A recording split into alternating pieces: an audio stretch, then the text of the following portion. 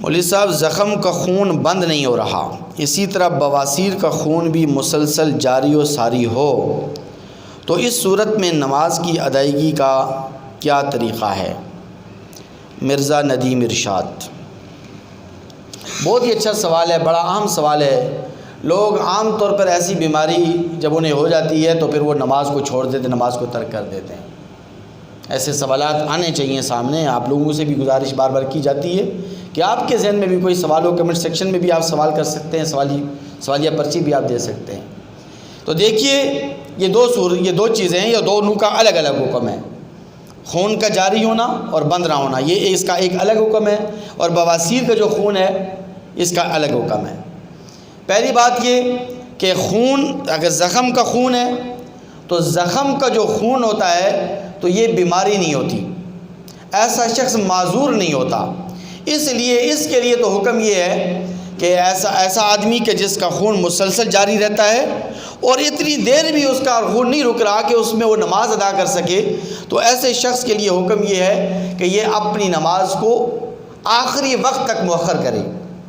جو بھی نماز اسے پڑھنی ہے اس نماز کے آخری وقت تک اپنی نماز کو مؤخر کرے، اور آخری وقت کے اندر پھر وضو کر کے نماز پڑھ لے، بھلے اس کا خون جاری و ساری ہو، کوئی مسئلہ نہیں، کیونکہ نماز چھوڑنے کی اجازت نہیں ہے شرعاً۔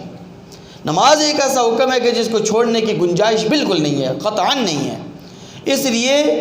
یہ شخص مریض تو ضرور ہے لیکن معذور نہیں ہے۔ اس لیے اس کے لیے حکم یہ ہے کہ یہ جس کا خون جاری ہوتا ہے، اس کو زخم لگ گیا، خون مسلسل جاری ہے، بند ہی نہیں ہو رہا خون،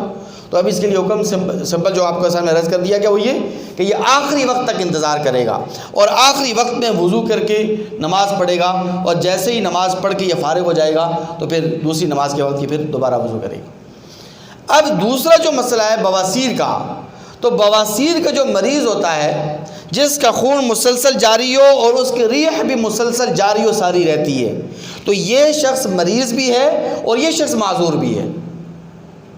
یہ شخص مریض بھی ہے اور معذور بھی ہے، تو اس کا حکم الگ ہوگا۔ اس کا حکم یہ ہے کہ ایسا بواسیر کا ایسا مریض کہ جس کا خون مسلسل جاری رہتا ہے، بند نہیں ہوتا،